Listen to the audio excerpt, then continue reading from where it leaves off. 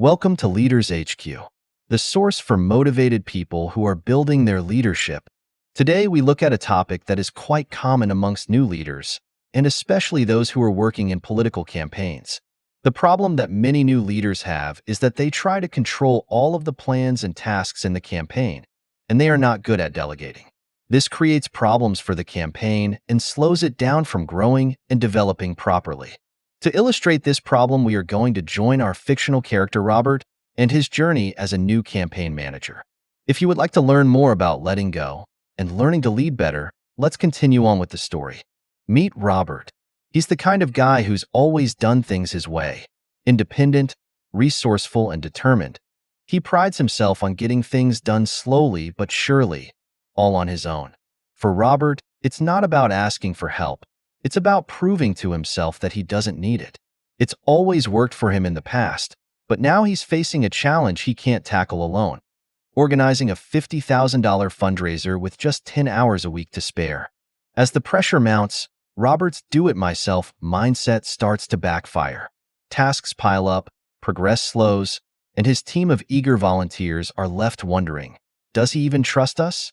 What Robert doesn't realize is that his independence, the very thing he's always relied on, is now his biggest obstacle.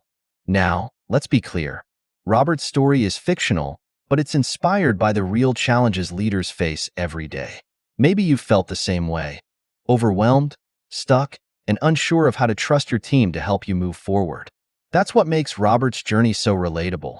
It's a mirror for anyone struggling with the balance between control and collaboration. Through his story, we're going to unpack a problem that many leaders encounter and offer real-world solutions that you can apply to your own leadership journey. Robert's approach to leadership wasn't just a choice. It was a habit, a way of working he'd relied on for years. For him, being independent and doing everything himself was a point of pride. It meant things got done the right way, his way. But what Robert didn't realize was that his definition of a high standard wasn't about quality. It was about control. To Robert, this felt normal. After all, he'd always believed that relying on others was risky. What if they didn't do it right? What if their efforts didn't measure up to his expectations? But here's what he couldn't see. His blind spot. Robert's need for control wasn't a high standard. It was a bottleneck, and it was creating a ripple effect. His team felt undervalued. The fundraiser's momentum stalled, and tasks began piling up faster than he could manage. His perfectionism was costing him the very success he was working so hard to achieve.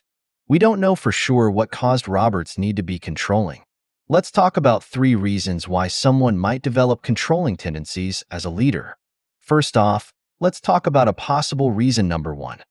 The leader had to be self-reliant as a child. Imagine growing up in an environment where you couldn't depend on anyone else. Maybe they learned early on that if something needed to get done, they had to do it themselves. Over time, this survival mechanism turns into a belief that they can't, or shouldn't, rely on others. Second off, it's possible that these leaders grew up in an environment where it wasn't easy to trust others. Trust is the foundation of teamwork, but what happens when you don't feel like others will follow through? A controlling person might fear mistakes or failure if they hand off tasks, so they keep everything close to their chest. It's not necessarily about arrogance. It's about fear of being let down. Finally, they fear the repercussions of making mistakes. For some people, the idea of failure is terrifying, not just because of the mistake itself, but because of how others might react. Maybe they've faced harsh criticism in the past or been held to impossible standards. To avoid the fallout, they try to control every detail to ensure nothing goes wrong. There are many reasons why a person could develop the need to control things. Understanding these reasons can help us see the root of controlling behavior, and that's the first step to breaking free from it. What about you? Do any of these sound familiar? We don't know for sure what caused Robert's need to be controlling. Let's take a moment to talk about 3 reasons why someone might develop controlling tendencies as a leader. First off, the leader may have had to be self-reliant as a child. Imagine growing up in an environment where you couldn't depend on anyone else. Maybe they learned early on that if something needed to get done, they had to do it themselves. Over time, this survival mechanism turns into a belief that they can't, or shouldn't rely on others. Second off, it's possible that this leader grew up in an environment where it wasn't easy to trust others. Trust is the foundation of teamwork, but what happens when you don't feel like others will follow through? A controlling person might fear mistakes or failure if they hand off tasks, so they keep everything close to their chest. It's not necessarily about arrogance. It's about fear of being let down. Finally, he might fear the repercussions of making mistakes. For some people, the idea of failure is terrifying, not just because of the mistake itself, but because of how others might react. Maybe they've faced harsh criticism in the past or been held to impossible standards. To avoid the fallout, they try to control every detail to ensure nothing goes wrong. There are many reasons why a person could develop the need to control things. Understanding these reasons can help us see the root of controlling behavior, and that's the first step to breaking free from it. What about you? Do any of these sound familiar? In this video, we're going to uncover the hidden habits that hold leaders back, habits that you might not even realize you have. We'll show you how to recognize these blind spots, just like Robert did, and replace them with strategies that will transform how you lead. By the end, you'll know how to trust your team, delegate with confidence, and achieve more than you ever could alone.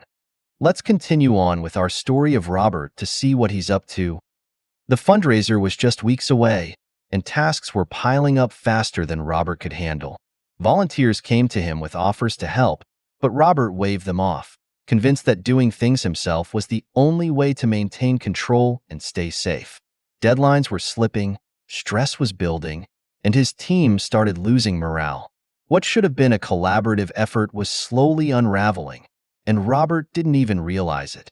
What Robert couldn't see was that his need for control, what he thought was a way to stay safe or keep his high standard, was the bottleneck stalling the entire event. His blind spot was costing the fundraiser precious momentum, and with $50,000 on the line, time was running out. But Robert couldn't see this yet. To him, the problem wasn't control. It was that there just weren't enough hours in the day. His team was there, ready and willing, but Robert didn't know how to trust them. He didn't even think about trusting them. And without realizing it, he was sending a few silent messages. I don't trust you and I don't believe you can handle this. These messages weren't just hurting his team. It was hurting the fundraiser. As tasks piled up, progress slowed. Robert's volunteers began to feel frustrated and undervalued. One by one, they stopped showing up regularly, unsure of their role. Meanwhile, Robert worked late nights, trying to manage everything alone. He was overwhelmed, but in his mind, it wasn't about trust or control.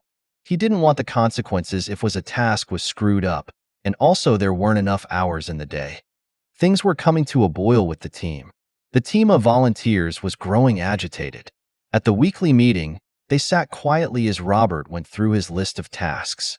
He assigned himself almost everything, giving out only minor responsibilities, like picking up coffee or posting on social media. The bigger jobs, the ones that required trust, he kept to himself. They wanted to help, but they didn't know how. Robert didn't realize it, but his need to control everything was sending a clear message. I don't trust you. Slowly, their enthusiasm began to fade. Without clear roles or meaningful tasks, volunteers started showing up late, or not at all. Deadlines were missed, and key pieces of the fundraiser, like the guest list and event permits, were falling through the cracks. Robert worked harder to pick up the slack, but the harder he worked, the worse things seemed to get. Robert was convinced he just needed more time, more energy, more effort. But in reality, he was the bottleneck. The harder he tried to keep control, the slower things moved, and the closer the fundraiser came to disaster. This is sad, but almost amusing. Robert's team is standing by, ready to help. Meanwhile, Robert's over here trying to do it all himself. They're just standing there watching him do it all himself. Anyone else picturing a one-man band struggling with 10 instruments? With the band members surrounding him? Our point is this: Robert didn't see the problem. How could he? To him, this was just how things worked. He didn't realize that his high standards and need for safety were rooted in a need for control, not collaboration. But while he was blind to it, his team wasn't. To them, it felt like Robert didn't believe in their abilities. and the trust they needed to succeed was nowhere to be found. The good news is that things got better. The turning point happened when Nina, one of the team's most dedicated volunteers, decided to speak up that Robert's perspective began to shift. She approached him after another long, disorganized meeting, her voice steady but firm. "Robert," she said, "we're here because we believe in this campaign. But you don't trust us to do the work. How can we help if you won't let us?" He was struggling to be a good leader, and this hit him hard. For the first time, Robert stopped to really listen. Her words hit him harder than he expected. Was his reluctance to delegate actually sending a message of distrust? Has his need for control been keeping his team, and the campaign itself, from moving forward? In that moment, Robert realized something crucial. Leadership wasn't about doing it all himself. It was about empowering others to rise to their potential. This wasn't just a team problem, it was a Robert problem. And fixing it would mean making a change in how he saw himself as a leader. With the fundraiser just weeks away, Robert decided to take a risk. He started small, handing off event logistics to Alex, the team's event planner. To his surprise, Alex not only handled it, but did so better than Robert could have imagined. As other volunteers stepped up, Robert saw the fundraiser gaining momentum, and for the first time, he felt a sense of relief. Collaboration wasn't a loss of control.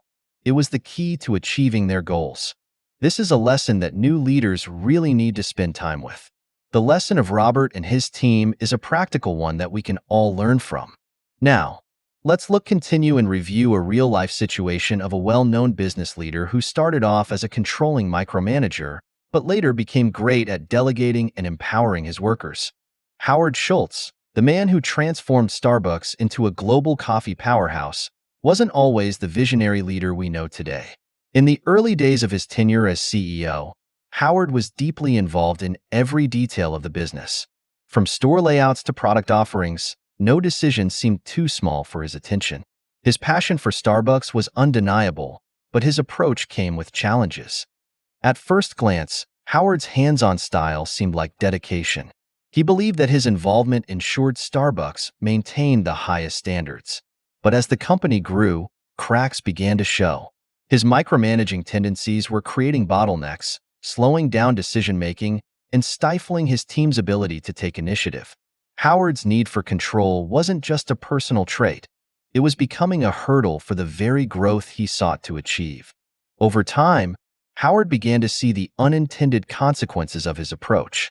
His team felt undervalued and constrained, unable to bring their own ideas to the table. The company's rapid expansion was outpacing his ability to manage every detail, and the pressure was mounting.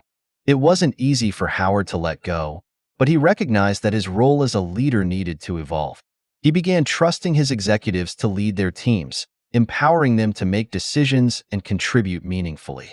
This shift in mindset allowed Starbucks to flourish, scaling its operations while maintaining its unique brand identity. By stepping back, Howard stepped up as a true leader. Howard's journey reminds us that leadership isn't about controlling every outcome. It's about enabling others to thrive. So what did Robert and Howard teach us? First, perfectionism can lead to control, and control can hold your team back. Second, trust and collaboration aren't just leadership buzzwords. They're the foundation for growth and success. And finally, letting go isn't about losing control. It's about empowering others to thrive. Let's make sure that you're not the bottleneck with your team effort. Fellow leader, it's now your turn to take action. We want our Leader HQ viewers to be the best leaders on the planet. And the way to do that is practice, practice, practice. Our challenge to you is that you set aside just 1 hour this week, an hour to reflect on your management style. Ask yourself these critical questions. Do you crave more control than you actually need? Could you be the bottleneck holding your team back? Is this a blind spot you've been overlooking? Use this hour to think about one thing you can do differently in the coming week. Maybe it's delegating a task you've been holding on to. Maybe it's asking your team for feedback on how they'd like to contribute. Whatever it is, take that step toward empowering your people. Think about how this shift could transform your leadership and your organization. By moving from control to empowerment, you'll free yourself to focus on what truly matters. More importantly, You'll create an environment where your team can thrive, innovate, and bring their best to the table. Imagine the energy, creativity, and success that could flow from this simple change. What would be the other benefits? More funds raised, higher productivity, better employee morale, less stress, strong relationships? Start small, but start now. Your team and your future self will thank you for it. Did this message resonate with you? Let's keep the conversation going. Share your thoughts in the comments below. What's one area where you feel you could let go and empower your team? We'd love to hear your perspective and experiences. If you found this video helpful, make sure to hit the like button. That small action helps us reach more leaders like you who are striving to grow and make an impact. Don't forget to subscribe to the channel for more leadership insights and strategies. And while you're here, tap the bell icon so you never miss an update. Let's build a community of leaders who lift each other up. Let's take a final moment to reflect on what we've learned today. Robert's journey showed us the power of letting go, of recognizing blind spots, trusting your team, and shifting from control to collaboration. It's a transformation that doesn't just benefit the leader, but empowers the entire organization to thrive. Now it's your turn. Take the time to reflect on your own leadership style. Remember the questions we posed. Are you holding on to more control than you need? Could you be the bottleneck in your team's success? And most importantly, what's one step you can take this week to empower your people? Thank you for joining us today and investing in your growth as a leader. If this video inspired you, give it a thumbs up, and don't forget to share it with someone who might need to hear this message. Be sure to subscribe to the channel for more leadership lessons and insights. And let us know in the comments, what's your biggest takeaway from today's video? We'd love to hear how you're putting these ideas into action. Leadership is a journey, and every step you take makes a difference, not just for you, but for the people you lead. Keep growing, keep empowering, and we'll see you in the next video.